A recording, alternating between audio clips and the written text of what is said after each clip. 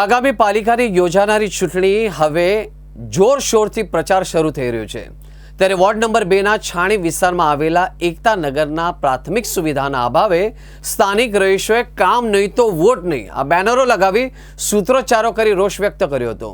છાણી એકતા નગર ખાતે 3000 જેટલા નોંધાયેલા મતદારો હોવાનું કહેવાઈ રહ્યું છે। વડોદરા શહેરના વોર્ડ નંબર 2ના છાણી વિસ્તારના એકતા નગરના રહીશો રોષે ભરાયા હતા। અગાઉ આ વિસ્તારમાં ગંદકીના કારણે ડેન્ગ્યુના અનેક કેસ નોંધાયા છે। આ અંગે પાલિકા તંત્ર સમક્ષ રજૂઆતો પણ કરવામાં આવી હતી, છતાં પણ કોઈ તપાસ કરવામાં આવી ન હતી। આ વિસ્તારમાં ગંદુ અને ઢોળેપણે આવ્યો અંગે રજૂઆતો પણ કરવામાં આવી હતી ત્યારે પાણીની પાઇપો લીક થતી હોવાનું બહાનું બતાવવામાં આવ્યું હતું। એકતાનગર વિસ્તાર સ્થાનિક કોર્પોરેટર રશ્મિકાબેન વાઘેલાએ દત્તક લીધો હોવાનું સ્થાનિક રહીશોનું કહેવું છે, પરંતુ તેમણે પણ ક્યારેય આ વિસ્તારની મુલાકાત લીધી નહીં હોવાના આક્ષેપો કરવામાં આવ્યા હતા। હવે જ્યારે પાલિકાની ચૂંટણીઓ નજીકમાં છે ત્યારે ઉમેદવારોએ મતદારોને રીઝવવા અવનવા પ્રયાસો શરૂ કર્યા હતા, પરંતુ સ્થાનિકોએ કામ નહીં તો વોટ નહીં એવા નારા એકત્ર થઈને લગાવ્યા હતા। એકતાનગર વિસ્તારમાં અંદાજિત 3000 જેટલા મતદારો હોવાથી તમામ ઉમેદવારો આ વિસ્તારના મતદારોને રીઝવવાનો પ્રયાસ કરી રહ્યા છે। પડતા પ્રશ્નો છે જે પાણીના છે, રસ્તાના છે, ગટરના છે, એ પ્રોબ્લેમ સોલ્વ થતા નથી। અમારે કોર્પોરેટરે વારંવાર ફોન કરવા છતાં એ લોકોએ ડાફેર મારવા આવતા નથી અહીં આગળ સુદ્ધા, કોઈ કાળજી રાખતા નહીં। વચ્ચે બી ડેન્ગ્યુના કેસ થયા હતા એકતાનગરની અંદર, જેમાં 1-2 બાળકના મોત બી થયા હતા। એના લીધે આખું તંત્ર દોડતું અહીં આવી ગયું હતું ત્યારે, એટલે જ્યારે બી કોઈ પ્રશ્ન ઊભો થાય ત્યારે જ એ લોકો દોડતા આવે છે, એના વગર ડાફેર મારવા આવતા નથી।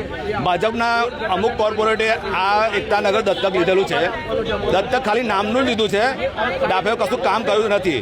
દત્તક ખાલી કાગળ પર દત્તક લીધેલું છે, કોઈ કે ભાઈ તમારે શું પ્રોબ્લેમ છે, ગટરનો પ્રોબ્લેમ શું, કશું થાય જ્યારે બી કશું કહીએ છીએ કાગળ પર આ અરજી આપેલી છે અમે ઉપર થશે કામ, જ્યારે થશે ત્યારે બધું થશે, પણ કશું જવાબ આપતા નથી એ લોકો।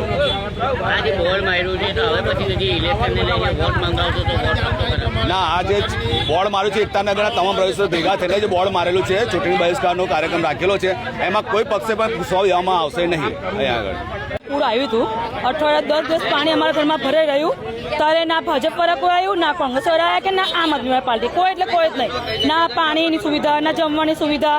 બીજી વસ્તુ કે આ રોડ 1 વર્ષથી ખોદીને રાખ્યો છે, રોડની જેટલું સુવિધા થઈ નથી અને ઠીંગરા ખાલી મારેલા છે, તમે જોઈ શકો છો। અને ગટર લાઈન અને પાણીની લાઈન એ બે મિક્સ પાણી આવે છે, તો આ પાણી અમે ભાજપ સરકારની જે બી કોર્પોરેશનવાળા છે એમને અમે લોકોએ પીવડીએ, જે અમે પીએ છીએ। એટલે કોઈ કોંગ્રેસ, ભાજપ કે આમ આદમી પાર્ટી કોઈ અમારા એકતાનગરમાં પ્રવેશ કરવો નહીં। વોર્ડ નંબર 2 કે અમારા પડતર પ્રશ્નોનો ઉકેલ આવતો નથી, પાણી પણ ભરાઈ જાય છે, ગંદકી થાય છે, બરાબર, એના લીધે બીમારી પણ વધે છે। વચ્ચે ગંદુ પાણી આવતું હતું, મોસ્ટ ઓફ લગભગ 50-60 લોકો બીમાર હતા અને હોસ્પિટલમાં હતા, એનો બી તાજે એમને ખબર છે। અને લાસ્ટમાં કોર્પોરેટરે ચલ માન લો કે કોઈ કોર્પોરેટર આપણે દત્તક લીધું હોય, કામ વ્યવસ્થિત બનાવે, એ પણ થોડોક પેચ દેખાય છે તમને, દેખાડો પેચઅપ મારી હતા રે, બસ વ્યવસ્થિત રસ્તા કોઈ પણ નહીં, બસ દરેક કોઈ બી સત્તા કોર્પોરેટર કામ કોણ કરે?